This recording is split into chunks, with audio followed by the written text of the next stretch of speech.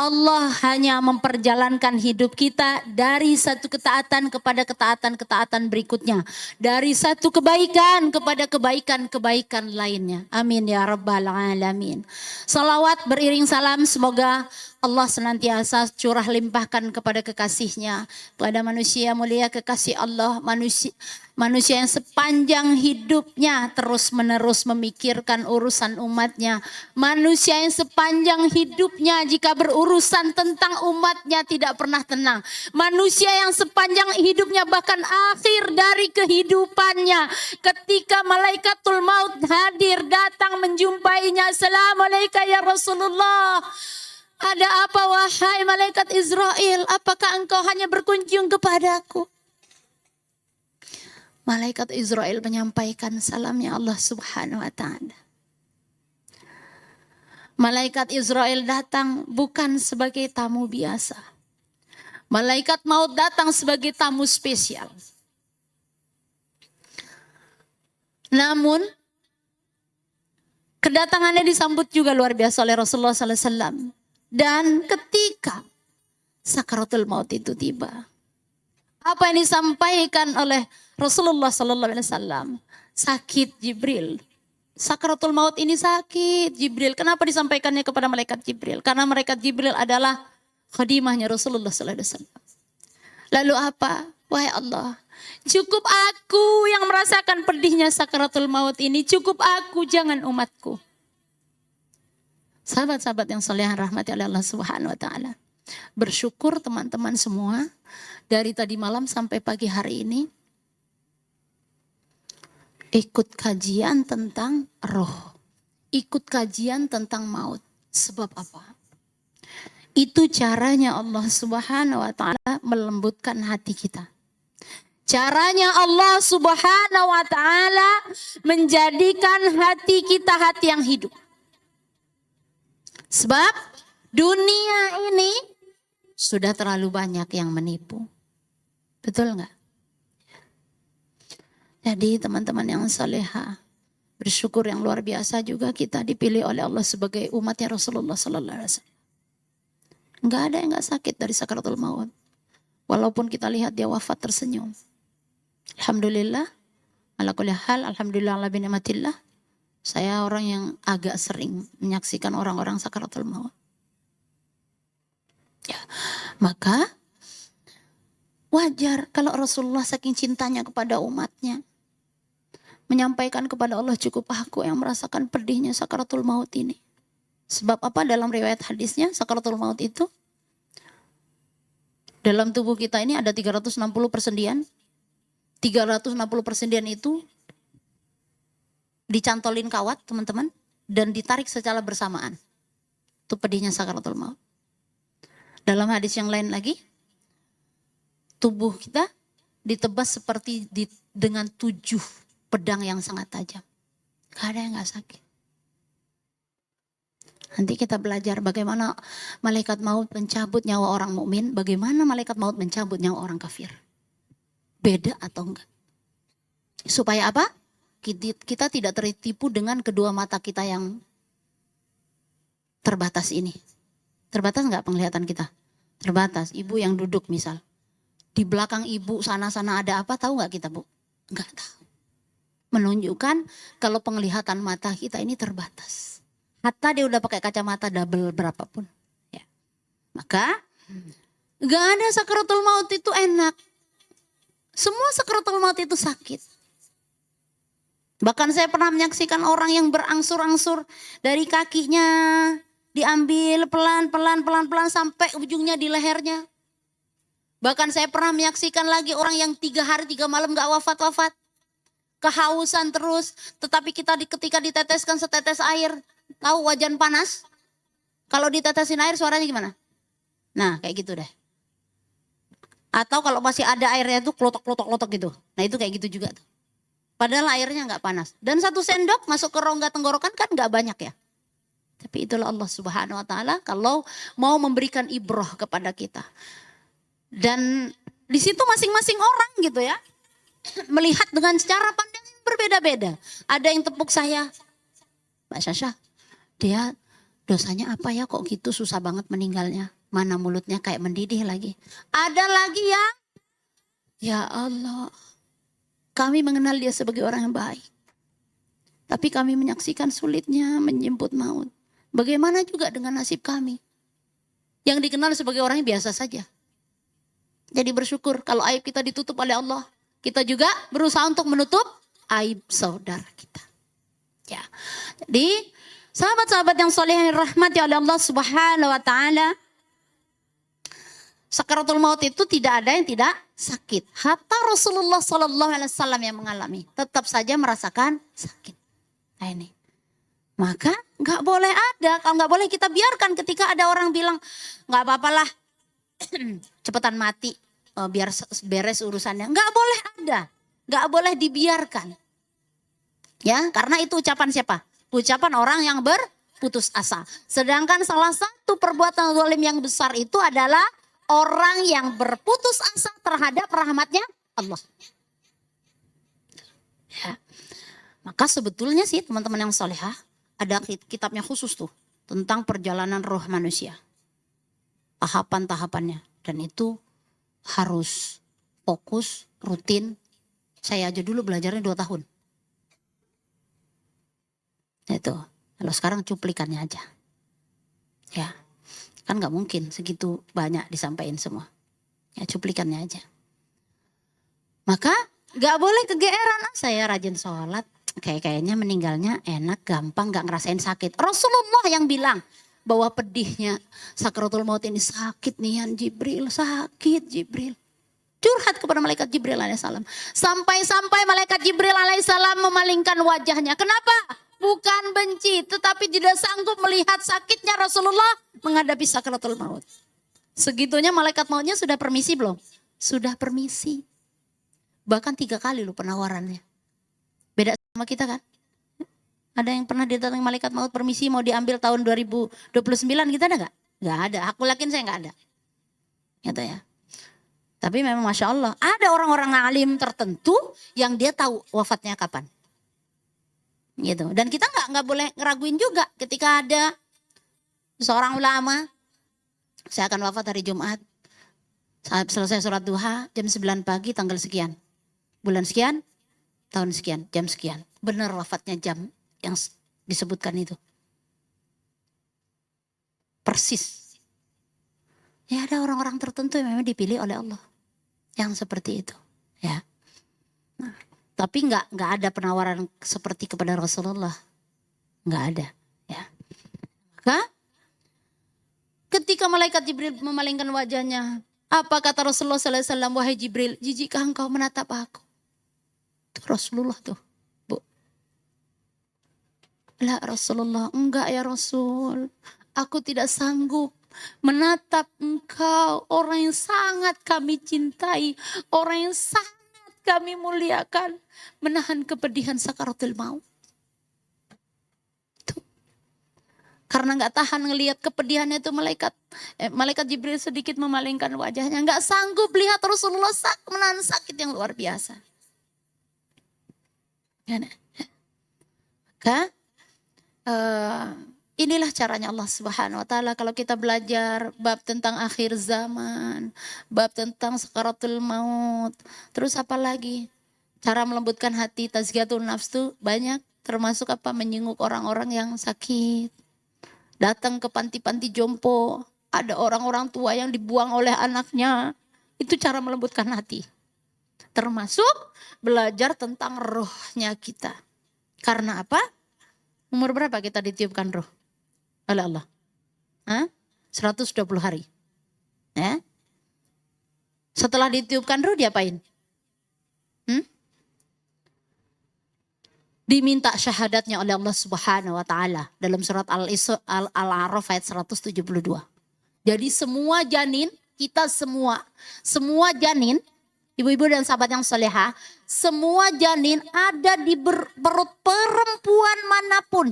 Apakah perempuan beriman ataupun tidak beriman. Semua ketika sudah ditiupkan ruh, ditanya oleh Allah Subhanahu wa ta'ala. Diminta syahadatnya, kesaksiannya oleh Allah Subhanahu wa ta'ala. Apa kata Allah? Alastu birabbikum. apakah betul aku ini Tuhanmu? Maka semua janin udah darahnya itu menjawab qalu bala syahidnya. Kalimat itu kalau udah qalu bala pakai bala itu nggak ada penolakan. Nggak ada kesangsian sama sekali.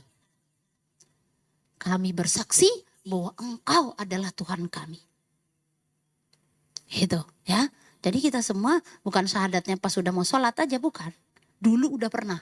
Maka nanti di akhir di yaumil kiamah nanti dicocokkan tuh oleh Allah. Dulu diminta syahadatnya seperti itu, nanti masih sama atau tidak. Itu. Kenapa? Setelah ditiupkannya ruh. Kenapa nggak nunggu nanti kalau 7 tahun gitu? Kenapa, Bu? Ya belum tentu umurnya sampai 7 tahun. Kenapa nggak nunggu sampai 7 bulan? Belum tentu umurnya sampai 7 bulan. Tetapi kalau setelah ditiupkannya ruh sudah pasti. Janin itu masih hidup. Itu. Perkara setelah itu diwafatkan oleh Allah. Entah umurnya baru lahir, entah apapun itu sudah diminta syahadat. Sudah diminta kesaksian oleh Allah Subhanahu wa ta'ala. Maka bersyukur kepada Allah Subhanahu wa ta'ala kalau menyaksikan orang di akhir sakratul mautnya. Ada tuh orang-orang yang ditalkin itu. Suruh diam. Kenapa? Dia sudah berzikir duluan. Kadang-kadang orang mentalkin tuh benar kata Ustaz Siti malam tuh. Ada orang nyebut gitu. Karena gak belajar. Padahal kalaulah mentalkinkan lirih di telinganya. Apakah sebelah kanan, sebelah kiri. Dan gak bergantian. Itu adab. Ketika ditalkin, dia suruh tutup mulut. Dianya memang sudah sangat terbiasa berzikir untuk dirinya. Maka di akhir hayatnya pun terbiasa seperti itu insya Allah. Ya. Baik, teman yang solehah, waktu yang singkat ini, silakan dibuka surat 8, surat Al-Anfal ayat 50. Ya, udah ketemu boleh baca.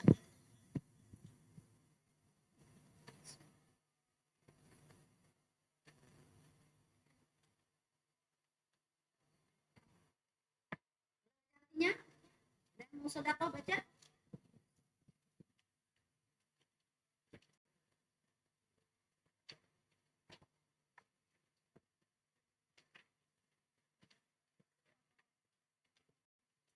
Ayat 50.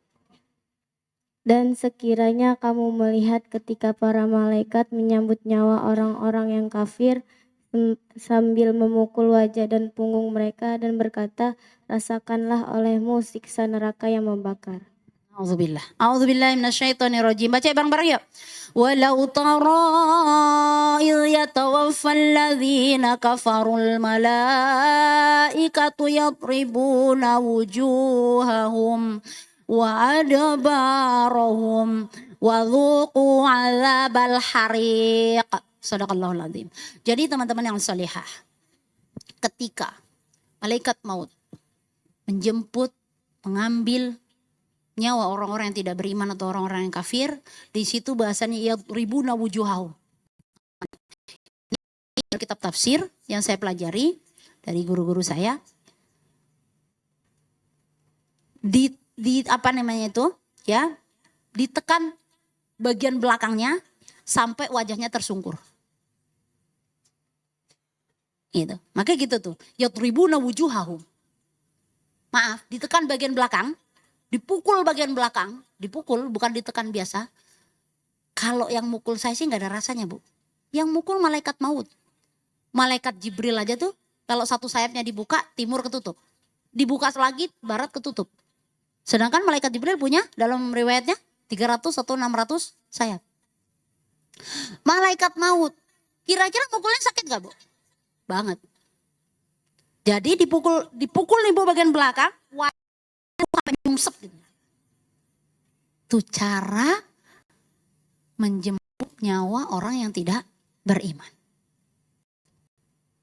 Itu. Selain sakitnya luar biasa, gak ada kehormatannya.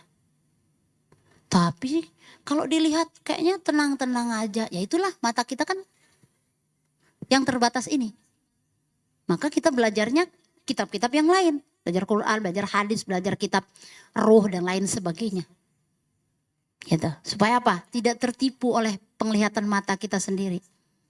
Itu walaupun penglihatan mata yang dituntun oleh Allah itu juga banyak hikmah. Nggak boleh dinafikan. ya. Jadi coba dibaca lagi artinya. Siapa yang baca tadi? Ya, Nabila yang kencang suaranya. Dan sekiranya kamu melihat ketika para malaikat menyambut nyawa orang-orang yang kafir sambil memukul wajah dan punggung mereka dan berkata, rasakanlah olehmu siksa neraka yang membakar. Ya, sekiranya engkau tahu gitu kan. Makanya gitu kan, kalau ada orang-orang yang punya KTP 10 Islam, lalu dia kufur kepada Allah Subhanahu wa taala, nantang-nantangin Allah. Satu, kalau ibu berbaik hati doain agar dia kembali kepada hidayah iman. Kedua, gak boleh ditemani, apalagi ditoleransi. Dia baik kok, sering ngasih uang saya jajan walaupun dia kufur kepada Allah, gak boleh.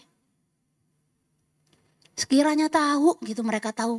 Makanya karena penglihatan tadi terbatas. Sekiranya kalian tahu, andai mereka tahu bagaimana para malaikat itu mencabut nyawa orang-orang yang kafir atau tidak beriman, memukul wajahnya, memukul bagian belakang, gitu kan, sampai tersungkur. Walaupun kelihatannya gini aja di tempat tidur, gitu ya. Jadi nggak ada enaknya. Rasulullah aja ngerasain sakit, apalagi orang kafir. Rasulullah ibadah gak ada tanding. Ya, ibadahnya luar biasa, cintanya luar biasa kepada Allah dan umatnya. Itu saja masih merasakan sakit. Nah itu ya. Jadi walaupun secara kasat mata kayaknya dia biasa aja, anteng aja, ya anteng. Karena penglihatan kita terbatas. Gitu kan. Dimandiin juga nggak protes tuh. Nggak ada jangan guyur pakai sekelang ya, nggak ada. Cuman kan kita punya adab ya kan. Nggak boleh selang langsung kena guyur-guyur badan mayit gitu kan. Masya Allah Islami memuliakan orang dari belum lahir, dari lahirnya sampai wafatnya, sampai mau dikubur. Jadi kalau ada manusia di muka bumi ini mengaku dia mukmin, mukminah, lalu dia tidak memuliakan dirinya, memuliakan itu maksudnya apa Bu? Menyayangi dirinya, lalu tidak menyayangi orang lain. Saya nggak ngerti itu namanya apa. Ya, harusnya ya kita sayangi diri kita sayangi juga orang lain. Kita muliakan orang lain, kita muliakan juga diri kita. Artinya nggak boleh dikit-dikit itu nggak apa-apa lah, saya males, yang penting kamu jangan ya. Nggak boleh gitu. Karena dia juga nggak mau dibilang nggak apa-apa ya, saya masuk surga kamu nggak, kan nggak mau, betul nggak? Ya, tuh, ya. Lalu bagaimana lagi? Buka surat An-Nazi'at. Surat 79 ya. An-Nazi'ati gharqa. Nasyitati nashta, sabihati sabah. Ya. Baca artinya? Ada yang lain mau baca?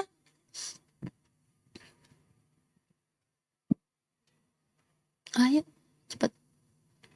Demi malaikat menyambut nyawa dengan keras. Sebentar. Bismillahirrahmanirrahim. Wan nazi'ati gharqa, gitu ya. Demi malaikat yang mencabut nyawa dengan keras. Dalam arti yang lain dengan kasar. Itu. Jadi terus demi malaikat yang menyabut nyawa dengan lemah lembut. Nah, wanazi'ati gharqa. Setelah itu wanasyitati nashta. Demi malaikat yang mencabut nyawa dengan lemah lembut, dengan salam dulu. Bahkan kalau lagi sholat ditungguin. Tapi intinya setiap orang mendatangi kematiannya itu betul.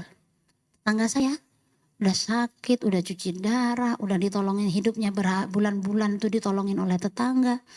Pas tertatih-tatih pulang kampung, ketinggalan bis. Ini kalau belum waktunya meninggal tuh Bu, perhatiin Bu, secara fisik itu udah lemah banget. Naik bis umum, digotong-gotong orang, udah kakinya bengkak semuanya, udah hitam semua mukanya gitu kan. Saking ngerasa kepanasannya itu tadi setiap hari itu, tiap malam tuh tidur di depan teras rumah saya. Wafatnya kapan Bu? 2 hari setelah nyampe di kampungnya, ibu kan kampungnya, kampung orang. Nyampe di kampung orang, masuk rumah sakit, wasilanya sih nggak ada darah. Gitu maksudnya, mau cuci darah nggak ada. Tetapi itulah akhir memang rezekinya berakhir. Jam 1 siang masih marah-marah, jam 5 meninggal. Itu Allah kalau mau menyelesaikan kontrak hidup dengan hambanya. Udah begitu, karena dia juga tamu di kampung itu, gak ada orang kenal. kampung tersebut keberatan untuk dimakamkan di situ. Pindah ke kampung orang lain. Rezekinya memang dimakamkan di kampung orang lain yang jaraknya cukup jauh. Betul ya. Ini bukan ngomongin kemanusiaan, kenapa sih udah meninggal tinggal kuburin aja. Kenyataannya seperti itu. Karena memang dia mendatangin mautnya di kampung orang. Tidak, bahkan ketika anak-anaknya dikasih tahu, no respon. Ya. Jadi setiap orang mendatangin kematiannya dengan cara sebagaimana gitu kan kehidupan dia. Tetapi tadi kita harus ingat, malaikat ada yang mencabutnya dengan keras, dengan kasar, ada juga yang dengan lemah lembut. Sekarang pertanyaannya, kita senangnya diperlakukan lemah lembut atau kasar? Lemah lembut. Walaupun kita galak, kok saya maksudnya. Saya galak banget orangnya. Tetapi kalau ada orang lemah lembut banget sama saya itu, saya suka baper gitu. Iya, saya tuh suka sungkan banget gitu. Gimana gitu. Gitu ya. Tapi seneng gitu kan. Kenapa? Oh ternyata ya orang tuh kalau lemah lembut aja menyenangkan. Mau lemah lembutnya sungguhan, mau lemah lembutnya basa-basi, itu tetap aja gitu kan. Menyenangkan, apalagi kalau tulus lillah dari hatinya. Gitu ya. Maka sahabat-sahabat yang soleh yang rahmati oleh Allah Subhanahu wa taala gitu ya. Memang tidak ada jaminan bahwa kita akan wafat seperti apa keadaannya. Tetapi kita boleh minta enggak sama Allah? Boleh. Boleh kita meminta kepada Allah Subhanahu wa taala. Bahkan dalam pendapat yang lain harus minta. Yang enggak boleh itu minta mati cepat. Itu haram hukumnya. Bunuh diri haram hukumnya. Gitu. Tetapi meminta diwafatkan, ya Allah. Wafatkan saya dalam keadaan baca Quran, wafatkan saya dalam keadaan duha, tahajud, sedang syiar dan lain sebagainya, itu boleh dimintakan. Dan kalau bisa, ajak permintaannya. Jangan ingin itu banyak sekali. Iya gitu maksudnya itu zikir jarang-jarang. Pengen diwafatkan dalam keadaan zikir, rasa-rasanya jauh gitu. Gitu kan gitu.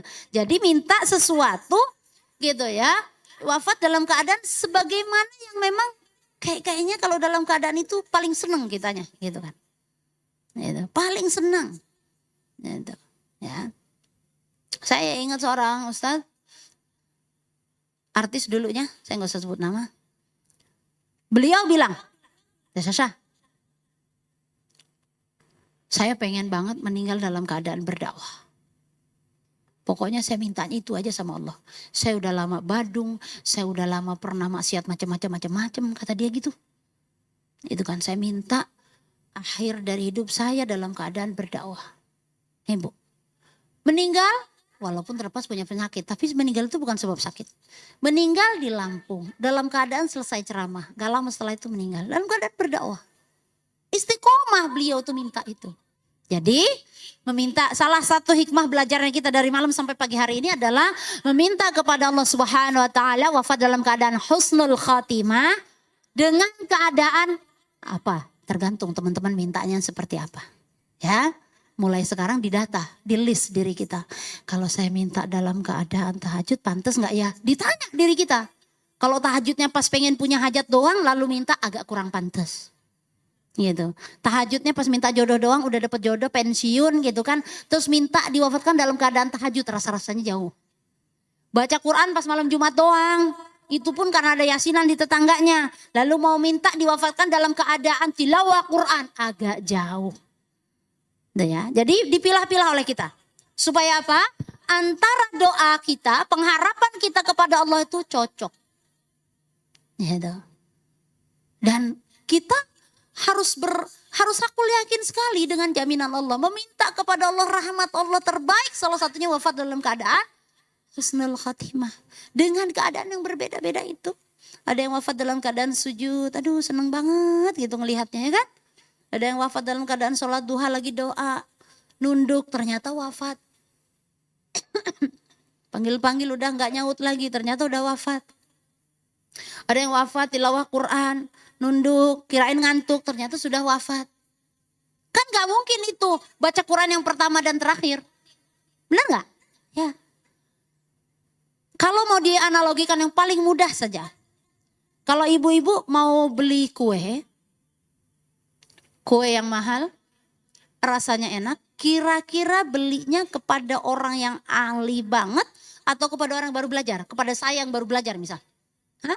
Yang ahli, yang sudah sangat terbiasa, yang punya habits pada keahlian tersebut.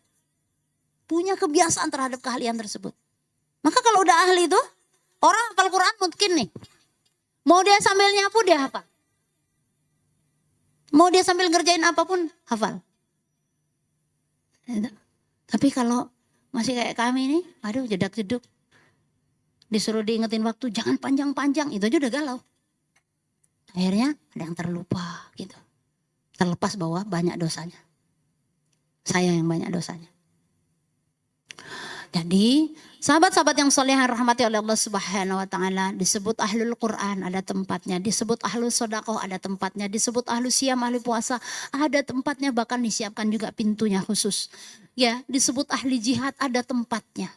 Bahkan coba ada yang tahu nggak nama Al-Quran itu ada berapa? Ada berapa? Yuk di list. Ada yang tahu? Al-Quran. Ada yang mau jawab? Yuk santri jawab. Gue getok nanti kalau nggak hafal kamu. Ya. Ayo nama Quran, ibu-ibu jawab cepetan. Hadiah minta ke Teh Risha. Apa? Al-Furqan. Apa artinya? Al-Bayan. Artinya? Lama banget. Penjelas. Terus apa lagi nama Al-Quran? Al-Huda. Petunjuk. Al-Haq. Asy-Syifa. Ar-Rahmah. At-Tanzil. Al-Mau'izah. Banyak. Ada lagi satu namanya Ar-Ruh. Jadi Quran itu salah satu namanya yang luar biasa adalah Ar-Ruh. Ruh. Itu ya. Ada 11 namanya. Bisa jadi sampai 15 tuh. Ar-Ruh. Kenapa? Karena dengan Al-Quran gitu ya. Sepakat gitu kan bahwa Al-Quran itu adalah makhluknya Allah, ciptaannya Allah.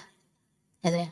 Ar-Ruh, orang yang hidup dengan ruh Al-Quran, orang yang hidup di atas Al-Quran, orang yang bahagia bersama Al-Quran, itu ruhnya, jiwanya, gitu kan, bahagia yang sesungguhnya. Tapi kalau orang bahagia sebab materi, bahagia sebab alhamdulillah dong sekarang saya glowing, gitu. Nanti begitu keriput dikit, udah sedih dia. Gitu. Bahagia sebab dia, ada yang kasih hadiah rumah 3 miliar. Pas rumahnya diambil oleh Allah dengan cara apapun itu sedih dia. Di sini ada yang nanya tuh tadi malam tuh. Ketika rumahnya kebakaran, satu-satunya orang yang anteng diem aja sampai polisi itu takjub. Dia doang tuh. Padahal 1 sendok pun tak bersisa. Tapi dia, pas kebakaran itu dia keluarin gas. Apa tuh tabung, dilempar keluar. Selebihnya dia tungguin di luar. Udah habis, merembet ke sebelah. Dia bilang, ya Allah jangan kena rumah yang di depan itu ya Allah. Karena aku akan menjadikan aku susah. Jangan kena di rumah yang kanan depan itu ya Allah. Karena dia begitu jahat kepada saya. Singkat cerita, 3-4 rumah habis. Ya. Dan polisi datang, kok saya heran deh sama ibu. Kok ibu gak teriak-teriak, gak sedih, gak nangis. Gitu. Ini orang bertauhid yang luar biasa. Tadi malam hadir dia di sini. Ya. Dia bilang, lah saya nangis mau ngapain Pak? Saya nangis juga.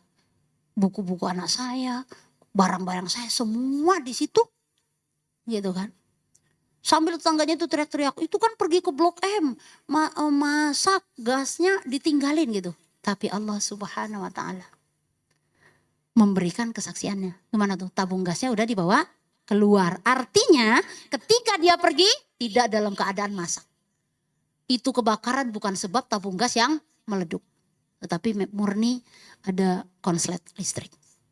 Itu caranya Allah menyelamatkan dia. Dia gak banyak ilmu agamanya, saya tahu banget. Saya tahu dia dari masih ngaji di musolah bawah di sini. Gitu. Ngaji, baca Quran aja dulu gak bisa. Mudah-mudahan sekarang udah bisa. Gitu. Ya. Tapi tauhidnya luar biasa. Selesai kebakaran semua. Ini kan terkait dengan ruhiyah dia yang terkoneksi dengan Allah Subhanahu wa taala. Buku-buku baru dibeli semua dokumen hilang di situ semuanya. Enggak ada yang bersisa. Orang udah teriak-teriak, fitnahin dia, makanya macam-macam kata-kata orang. Belum lagi secara status sosial dia lebih rendah daripada rumah-rumah yang banyak itu. Tapi ajib, Allah itu ajaib. Ada rumah yang mewah, di depan dia katanya yang orang itu jahat luar biasa. Yang saya minta ya Allah jangan kena katanya. Itu api udah kena di spanduk belakang itu tetapi tidak menyentuh rumah itu. Dia bilang jangan kena rumah itu ya Allah. Karena akan menyusahkanku, akan menyusahkanku. Jangan kena yang di sebelahnya juga ya Allah. Tapi sebelah kiri kanan tuh habis. Dia datengin Pak Haji maaf ya. Ngapain dia minta maaf katanya. Ngapain minta maaf. Kan ini takdir Allah. Besok kita bangun lagi. Dia orang kaya. Tapi kan bisa bilang. Dah gak bisa minta maaf ini kan musibah. Itu kan gak mudah juga. Semua intinya dalam bimbingan Allah Subhanahu wa taala. Habis semuanya gitu kan. Orang kaya langsung bangun. Dianya aja yang sampai sekarang belum dimampukan membangun oleh Allah Subhanahu wa taala. Tetapi dia telah luar biasa membangun keimanan yang bertauhid yang luar biasa kepada Allah.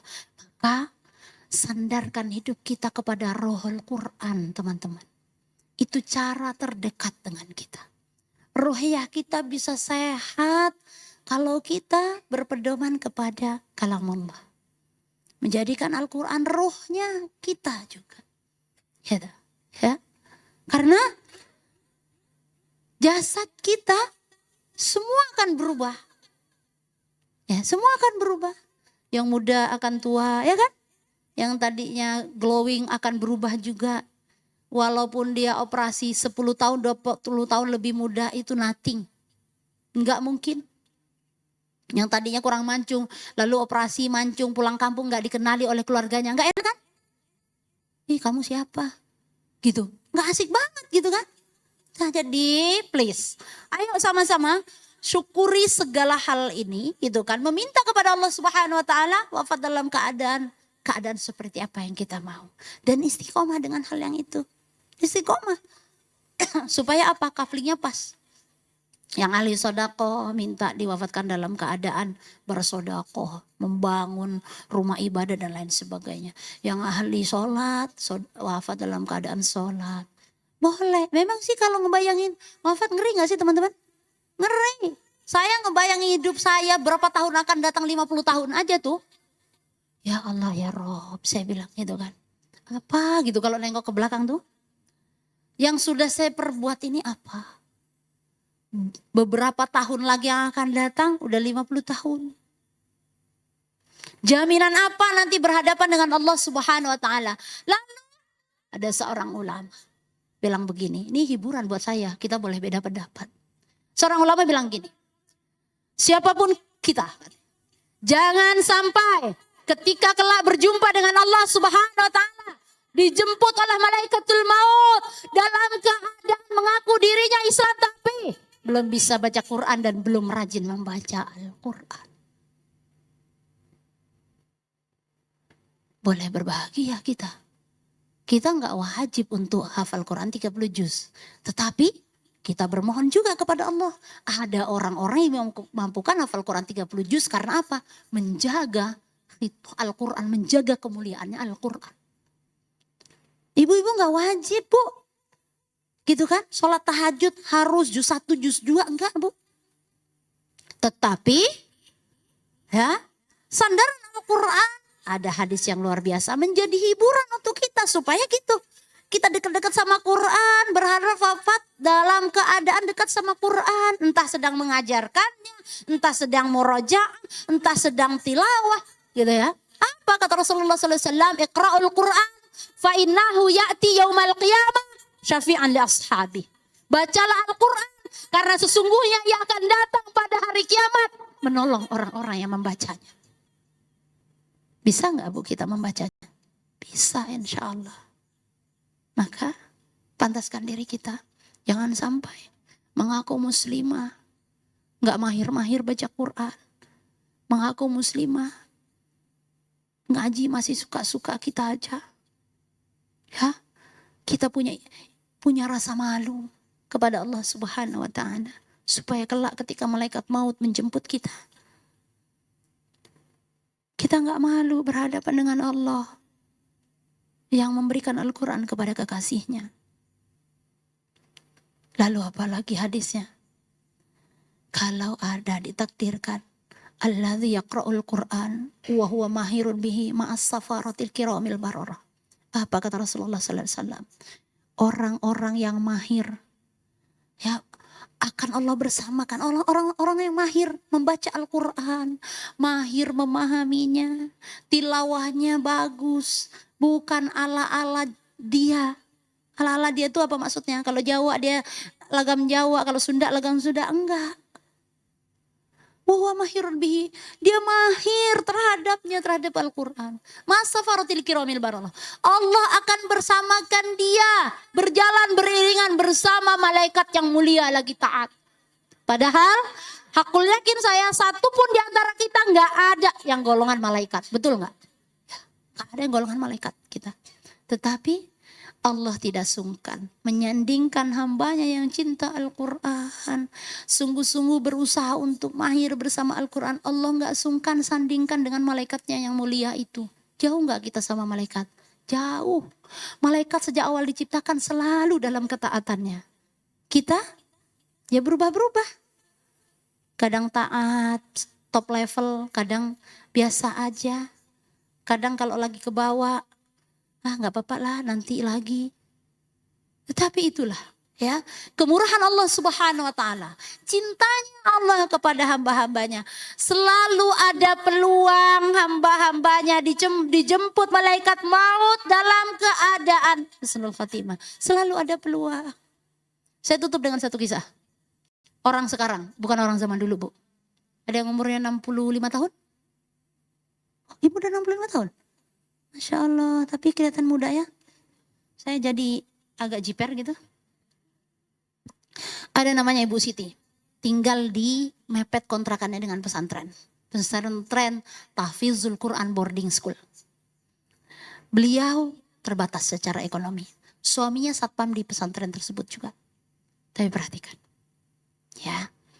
Otomatis tiap hari dengarnya apa, Bu? Anak-anak ngaji apa anak-anak petakilan? Ngaji. Anak-anak ngaji, anak-anak bangun mau tahajud, anak-anak murojaah itu hari-harinya.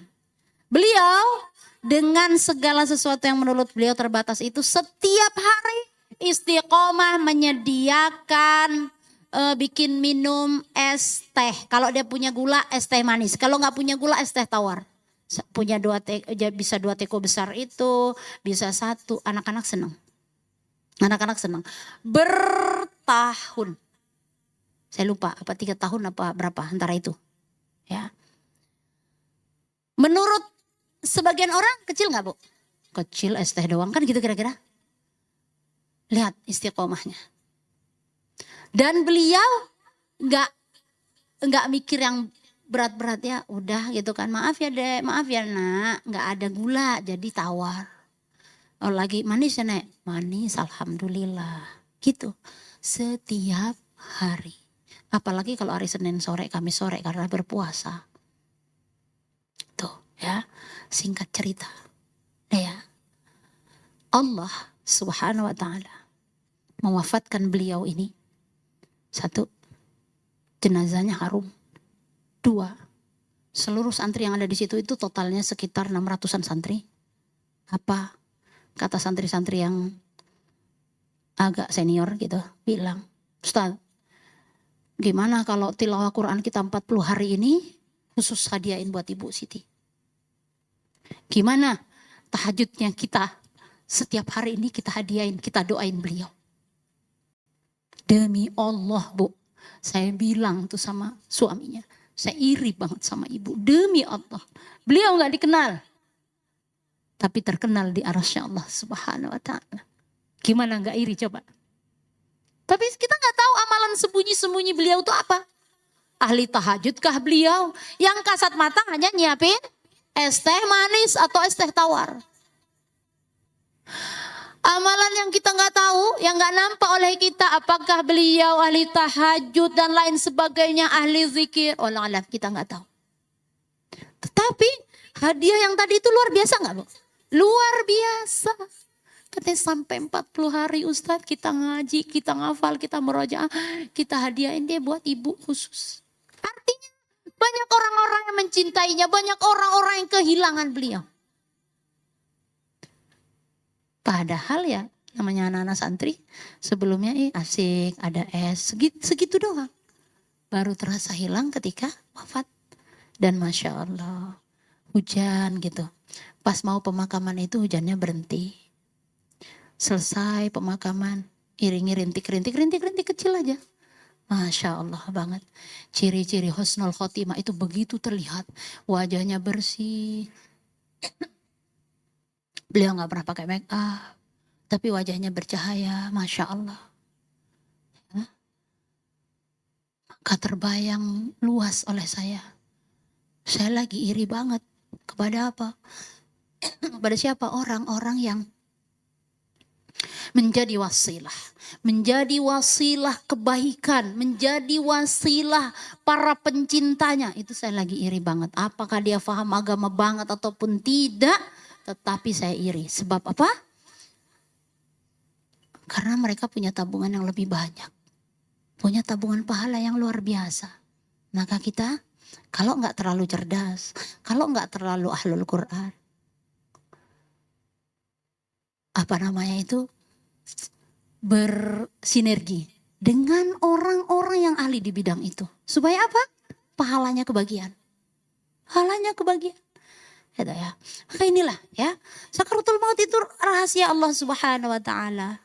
Gitu kan. Apapun penyebabnya, gitu. Penyebab itu adalah penyebab yang disebut penyebab kasat mata. Sakit perut kah, kepleset di kamar mandi kah, ketabrak kah, itu wasilah kasat mata. Tapi prinsipnya adalah memang rohnya sudah dijemput oleh malaikat maut dan jatah rezekinya di dunia sudah berakhir. Tuh ya. Kalau sudah berakhir ya udah selesai. Ada orang Bu udah pingsan lama. Bangun cuman mau ngabisin susu 1 gelas. Selesai habis susunya. Jam berapa ini? Jam 11. Udah mau zuhur ya kata dia. Ya. Saya mau tidur katanya. Nanti kalau zuhur bangunin ya. Bismillahirrahmanirrahim. Meninggal.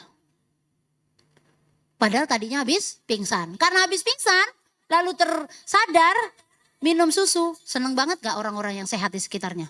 Seneng banget. Maka pas ya udah tidur deh istirahat gitu. Kan capek dari tadi dipijit-pijit orang yang dioles minyak sana sini supaya sadar gitu kan. Yang disembur sana sini gitu kan. Nah qadarullah ternyata itu memang jatah rezeki susu 1 botol itu masih miliknya. Dia dibangunkan oleh Allah untuk menghabiskan jatah rezekinya itu. Selesai itu. Wafat udah. Enggak ada lagi. Walaupun di situ masih ada bubur macam-macam yang belum dimakan yang diantar-anterin oleh tetangganya. Enggak. Jatah dia berakhir dengan 1 gelas susu. Nah itu. Jadi orang yang sudah menjumpai mautnya adalah orang yang rezekinya sudah habis di muka bumi ini.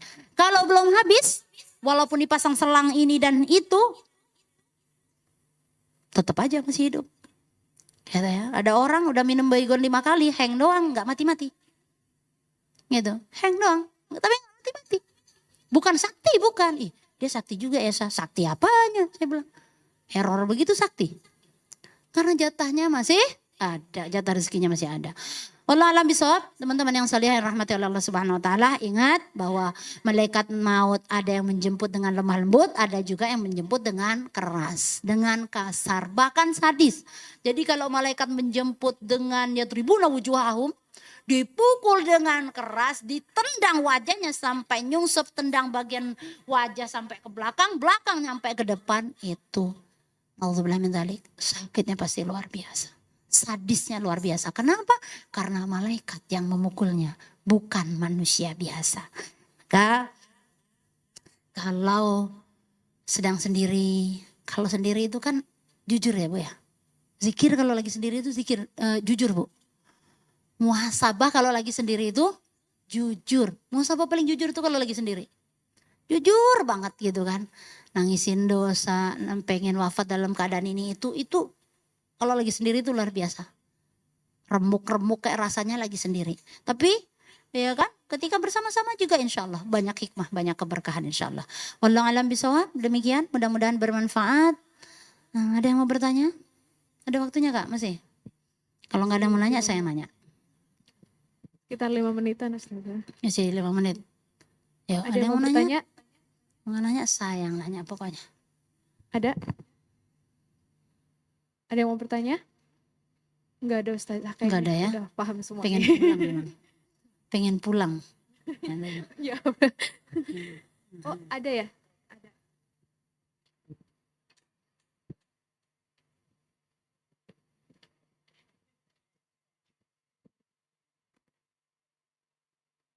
Assalamualaikum warahmatullahi wabarakatuh. Waalaikumsalam warahmatullahi wabarakatuh. Silakan Bu. Bu Ustazah, saya mau Ya. bertanya, apakah benar nih kalau katanya kalau orang misalnya meninggal kebakaran, Hmm, terus dia tenggelam, hmm, terus misalnya dibunuh, hmm. itu hitungannya dia Itu syahid. sama dengan mati syahid. Oke, itu pertanyaan Ibu. Itu aja Bu. Ya, baik. Terima kasih Bu. Assalamualaikum warahmatullahi Meninggal dalam keadaan melahirkan, meninggal dalam keadaan tenggelam, jatuh dari pohon, terus apa lagi? Dibunuh, terbakar, mati syahid jika ada tikanya Bu, ada titik-titiknya. Syarat pertamanya adalah beriman sepenuhnya kepada Allah Subhanahu Wa Taala. Nah, itu yang nggak bisa ditawar. Jangankan meninggal Bu, berdoa aja tuh apa kata Allah? Wa idza sa'alaka ibadi inni fa inni qarib. Ujibu da'wata da'an idza da'an falyastajibu li wal yu'minu bi la'allahum yarshudun. Orang berdoa aja tuh dia punya keinginan ke dukun sana, mentok baru balik kepada Allah. Nah, itu aja dipertanyakan oleh Allah. Beda dengan sejak awal dia memohon totalitas kepada Allah. Andai dikabulkan sama persis atau diganti oleh Allah dengan nikmat yang lain, gak ada kerugian juga. Jadi betul hadis itu. Jika dia beriman yang sebenar-benarnya. Imanul haq. Beriman yang sebenar-benarnya kepada Allah Subhanahu Wa Taala. Jadi paham ya? Beriman yang sebenar-benarnya. Lalu ada orang mati tenggelam, sholat enggak, puasa enggak, pecicilan iya. Waduh. Gitu ya. Misalnya kan gitu kan? Iya, tapi wajahnya bercahaya, sasa. Mata kita menipu. Ada orang Bu, dilihat oleh teman yang lain, dia wajahnya cantik sah. Padahal saya melihat dia kayak malampir. Tahu malampir Bu? Ya. Saya bilang, cantik. Ya maaf, aku ngelihat dia maaf. Kayak malampir masa sih sah? Ih, gak percaya. Dulu belum zaman kamera, kalau zaman kamera saya fotoin diam-diam. Jadi mata kita ini menipu Bu. Tuh. Jadi syaratnya beriman yang sebenar-benarnya. Beriman yang tidak pernah bercampur dengan kesyirikan. Iman yang tidak pernah bercampur dengan kemunafikan. Itu syarat utamanya. Ya. Asyhadu an la ilaha illallah. Asyhadu anna Muhammadar Rasulullah. Tuh ya. Gampang untuk ininya. Terus kita tahu dia beriman atau enggak? Ya. Yang zohir-zohir kan kelihatan bisa.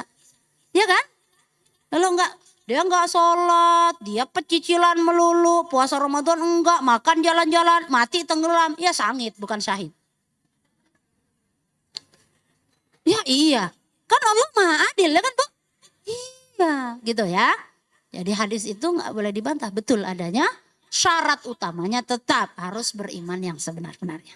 Gitu. Semoga tidak puas, jadi nanya kepada yang ahli. Gitu. Ada lagi? Ya, silakan. Assalamualaikum Ustazah. Ustazah, saya punya teman tapi udah almarhum. Waktu pergi haji, kita sama-sama pergi haji terus kan. Terus tiba-tiba dia sakit, nggak ngasih tahu. Cuman waktu sakit dia minta temenin sama saya. Nah itu sampai akhir hayatnya saya pikir dia sakit biasa, dia nggak mau ngaku kan. Terus ternyata dia makannya semangka melulu. Di sana. Enggak pas di haji, pokoknya pas dia sakit tuh maunya makan semangka terus. Pokoknya cuma yang Ketika bisa. hajian juga itu? Iya. Oke. Cuman Terus? dia cuman bisa nelennya sakit, dia katanya cuman makan semangka. Dia kan sakit cancer ya. Pas dikubur itu Berapa bulan kemudian nunggu pohon semangka semua. Emang bisa gitu ya? Jadi Kata siapa nunggu pohon semangka? karena jadi Ada? orang Oh, yang di atasnya? tapi dia dikuburnya Baru di tahu juga nih daerah saya. Terus Ya. kata emang dia baik sekali sih Ustazah, Ya. cuman aku bilang, "Oh, ini mungkin tanda-tanda husnul khotimah juga apa ya Ya. Ustadz ya?" Masya Ustazah. Allah ya. Masya Allah. Jadi dia nggak bilang kalau sakitnya cancer selama ini. Nggak bilang kalau sakitnya parah itu gitu. Iya. Teman-temannya taunya dia sakit biasa. Oke. Ya, makasih. Masalah lumpuhnya semangka semua walau alam itu mungkin bagian dari hikmah lainnya. Kan kita harus tetap baik sangka, ya kan? Jangan berpikir kok bisa ya makan semangka terus gitu ya. Allah kan kuasa, ya kan? Allah kuasa. Gitu. Ntar kalau kita makannya jengkol, lumpuhnya jengkol semua, walau alam gitu kan gitu. Ya, tetapi itulah Allah, ya. Apakah ini pelajaran hikmah? Apakah dia sepanjang makan buah semangka itu banyak zikirnya? Kita nggak tahu. Gitu ya. Banyak zikirnya. Gitu kan. Kan ada orang mengutin sampah aja sambil berzikir. Seluruh sampah yang diambilnya itu menghasilkan jutaan tasbih misal. Ya, kita nggak tahu juga dengan almarhumah tersebut ya. Gitu. Berhusnuzon kita beliau husnul khatimah insyaallah ya. Husnul khatimah. Dan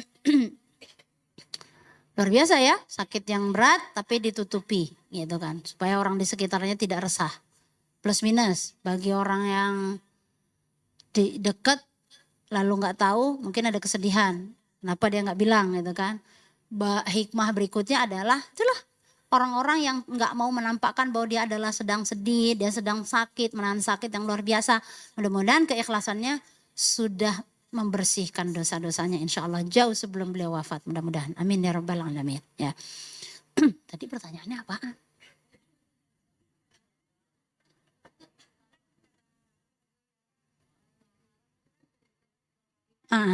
Oh ciri-ciri husnul khotimah. Ya, ya. Oh gitu, ya. Nanti tanya kepada ahli hal itu ya. Tapi intinya banyak hikmah. Mungkin juga beliau banyak zikirnya, ya kan? Gitu kan. Harus belajar lagi tuh ilmu tentang semangka supaya koneksinya bagus. Iya, ya. Iya. Apa? Betul. Banyak yang berair. Ya, ya bisa jadi. Beliau makan karena cinta kepada Nabi. Nah, rasa cintanya kepada Nabi dengan mengikutinya. Ya mungkin saja. Gitu loh ya. Karena apa?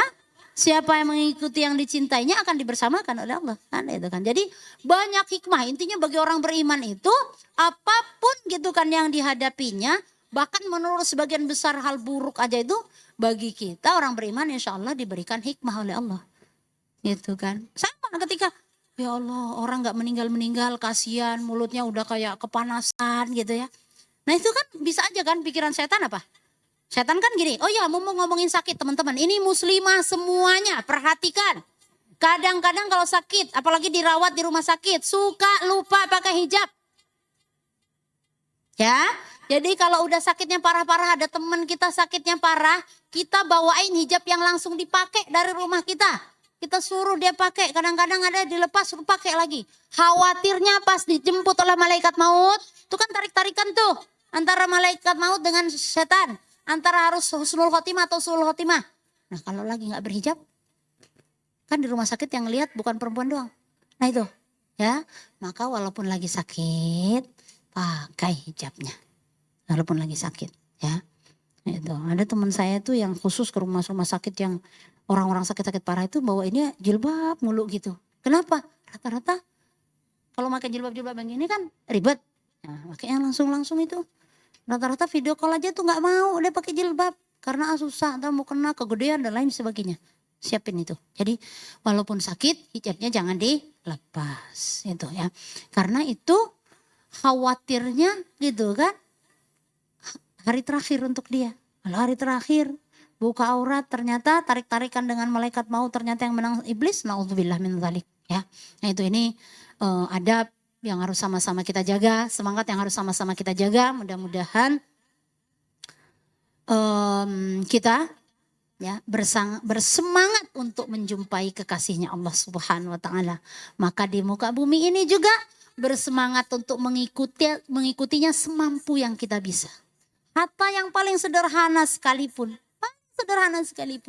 ketika Rasulullah sampaikan kepada salah satu istrinya, saya lupa namanya, subhanallah.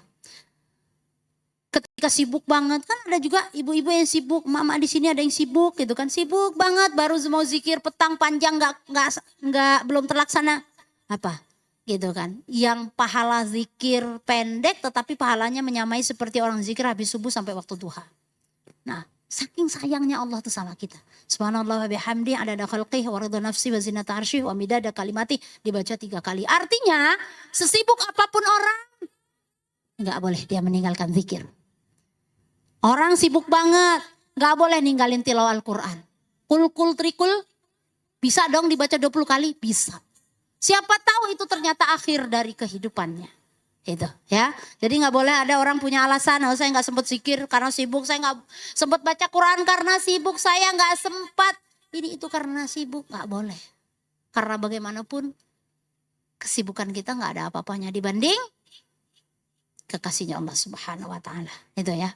Maka ikuti gitu kan, ikuti Rasulullah sallallahu alaihi wasallam semampu yang kita bisa, hatta dari yang disenangi sekalipun gitu kan. Rasulullah selalu makan kurma yang ganjil jumlahnya, kita ikuti, pahala mencintai Rasulullah insyaallah.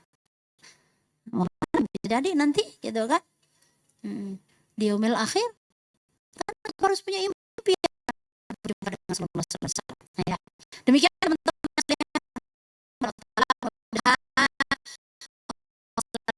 dengan rahmatnya, amin, dengan kasih sayang Allah ini selalu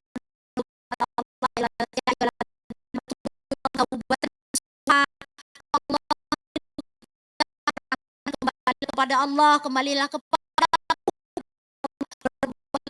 dengan taubat sebenarnya. Kita semua punya dosa, tetapi kita semua punya impian yang luar biasa kepada Allah. Kita punya sama kita maunya Allah itu memandang kita dengan pandangan kasih sayangnya sepanjang kehidupan kita. Maka mudah-mudahan